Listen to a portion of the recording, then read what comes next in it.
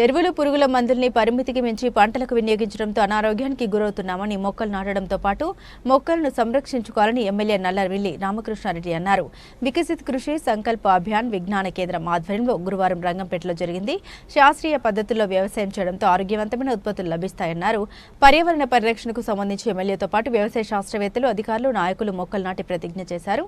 19.20 లక్షల విలువైన వ్యవసాయ పరికరాలు, ట్రాక్టర్లను రాయితీపై 22 మంది రైతులకు అందించారు. అనంతరం ఉపాధి పథకంలో 2 ఫీల్డ్ అసిస్టెంట్లు, 6 అంగన్వాడీ ఉద్యోగులకు ఎమ్మెల్యే నియామక పత్రాలను పంపిణీ చేశారు. ఈ కార్యక్రమంలో జడ్పీటీసీ సభ్యుడు పేపకల్లి రాంబాబు, జిల్లా తెదేపా ప్రధాన కార్యదర్శి ఆళ్ల గోవిందు, హారిక, టీడీపీ జిల్లా ప్రధాన కార్యదర్శి ఆళ్ల గోవిందు, టీడీపీ మండల అధ్యక్షులు వెలుగుబంటి సత్యబాబు, బీజేపీ పార్టీ మండల అధ్యక్షులు ఎం సాయిరాం, జనసేన పార్టీ మండల అధ్యక్షులు గిరిజాల సత్యబాబు, రాష్ట్ర లీగల్ సెల్ కార్యదర్శి నీలపాల త్రిమూర్తులు, జనసేన పార్టీ నాయకులు యానాల కొండయ్య, రంగంపేట గ్రామ సర్పంచ్ బల్రెడ్డి దుర్గారావు, లక్ష్మి, టీడీపీ యువ నాయకులు వెలమర్తి సుధాకర్, బీజేపీ నాయకులు కొండపూడి నాని, కొమ్మన్ రాంబాబు, అనపర్తి నియోజకవర్గ రైతు ఉపాధ్యక్షుడు మద్దిపూడి సత్యబాబు, ఎం గుప్తా, మాజీ market vice chairman Adabala Venkatrao, Giribabu, Pothula Chinni, Kapu, పోతుల వీర సుందర్రావు, పూసల శ్రీనివాస్, ముంగి మురళి, అంచూరి సహదేవుడు, మండల అధికారులు, కూటమి నాయకులు తదితరులు పాల్గొన్నారు.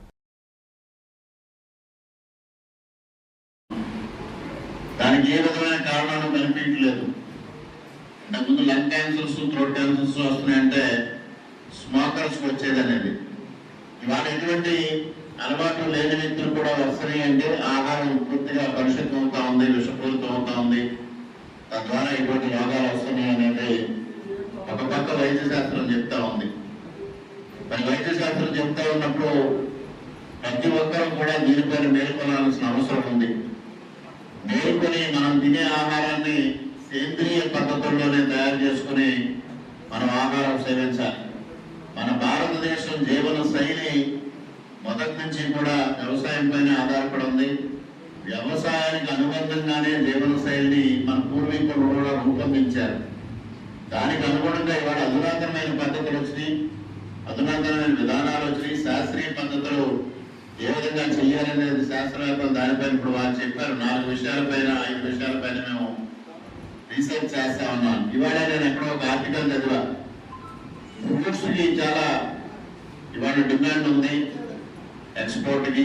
అందువల్ల ఫ్రూట్స్ పండిస్తే మేలు అనేది కూడా ఎక్కడో ఒక శాస్త్రవేత్త ఒక ఆర్టికల్ కూడా రాశారు. ఎప్పటికప్పుడు మనం శాస్త్రీయమైన విషయాలు, సైంటిఫిక్ విషయాలు అందిపుచ్చుకోవాలి. తద్వారా మెరుగైన వ్యవసాయం చేసి, ఏదో వ్యవసాయం అంటే సైంటిఫిక్ మెథడ్స్ ఉండవు అని అపోహను వదిలిపెట్టి ఆ విధంగా ప్రతి ఒక్కరూ ముందుకు వెళ్ళి అందరికీ వ్యవసాయం లాభసాటిగా మార్చాలనే ఉద్దేశంతో ఇవాళ కేంద్ర రాష్ట్ర ప్రభుత్వాలు సంయుక్తంగా అనేక కార్యక్రమాలు నిర్వహించడం జరుగుతూ ఉంది. ముఖ్యంగా అన్నదాత సుఖీభవ అని ఈ కార్యక్రమాల గురించి కూడా మరి డిఓ గారు చెప్పడం జరిగింది. గత ప్రభుత్వ హయాంలో ఏదైతే కేంద్ర ప్రభుత్వం నుంచి ఇస్తున్న వెసులుబాటుని వారి కార్యక్రమం కింద చేసుకోవడం జరిగింది. పిఎం కిసాన్కి ఏదైతే ఇస్తా ఉన్నారో దాన్ని వారి అకౌంట్లో వేసుకుని మేము ఇస్తున్నాం అని చెప్పే పరిస్థితి మనం చూసాం. ఈ రోజు ఆ విధంగా కాకుండా ముఖ్యమంత్రి గారు కూడా స్పష్టంగా తెలియజేస్తా ఉన్నారు. అన్నదాత సుఖీభవలో కేంద్ర ప్రభుత్వం యొక్క వాటా ఎంత, రాష్ట్ర ప్రభుత్వం యొక్క వాటా ఎంత విశదీకరించి రైతులకు మేలు జరిగే విధంగా వాళ్ళ కార్యక్రమాలు చేపడతా ఉన్నాం. అదేవిధంగా కౌలు వ్యవసాయదారులకు కూడా ఉపయోగం ఉండాలి, ప్రయోజనకరంగా ఉండాలి కేంద్ర రాష్ట్ర ప్రభుత్వాలు చేసే పథకాలనే ఉద్దేశంతో ఆ విషయాలపై కూడా దృష్టి సారించడం జరుగుతూ ఉంది.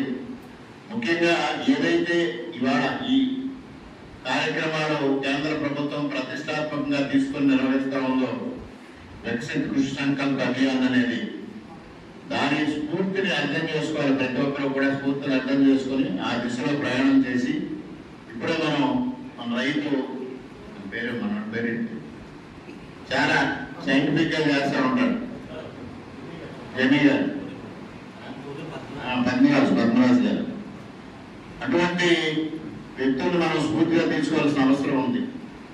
తీసుకొని మనం కూడా అధునాతన పద్ధతుల్లో, శాస్త్రీయ పద్ధతుల్లో వ్యవసాయం చేయాలనేది ఈ సందర్భంగా మీ అందరికీ సవినయంగా తెలియజేసుకుంటూ, మరి ఇవాళ 2వది పర్యావరణ దినోత్సవం, ప్రపంచ పర్యావరణ దినోత్సవం. దానికి ఊరికినే మనం ఇప్పుడు మొక్కలు నాటం, ఫోటోలు దిగడం అంతవరకే పరిమితం అవుతా ఉన్నాం. ఆ స్ఫూర్తిని ఎవరో గ్రహించడం లేదు. మనం బయటకు వెళ్ళిన తర్వాత మన కార్యక్రమాలు మేము కావాల్సి వాటర్ తాగి బాటిల్ రోడ్డు మీదకి వేసే పరిస్థితి, ఈ విధమైన పరిస్థితులు ఇవాళ ప్రపంచంలో నెలకొని ఉన్నాయి. ఇవాళ యునైటెడ్ స్టేట్స్ ప్రతి సంవత్సరం కూడా జూన్ 5వ తేదీన ప్రపంచ పర్యావరణ దినోత్సవంగా జరపడం జరుగుతూ ఉంది. ఈ సంవత్సరం ప్లాస్టిక్ రహిత సమాజం ఉండాలనే ఒక లక్ష్యాన్ని నిర్దేశించి ఈ కార్యక్రమాన్ని నిర్వహిస్తూ ఉన్నారు. ఇవాళ ప్లాస్టిక్ వల్ల ఎటువంటి విపరీత పరిణామాలు జరుగుతున్నాయి అనేది మనందరికీ తెలుసు. కానీ నిరోధించలేని పరిస్థితి.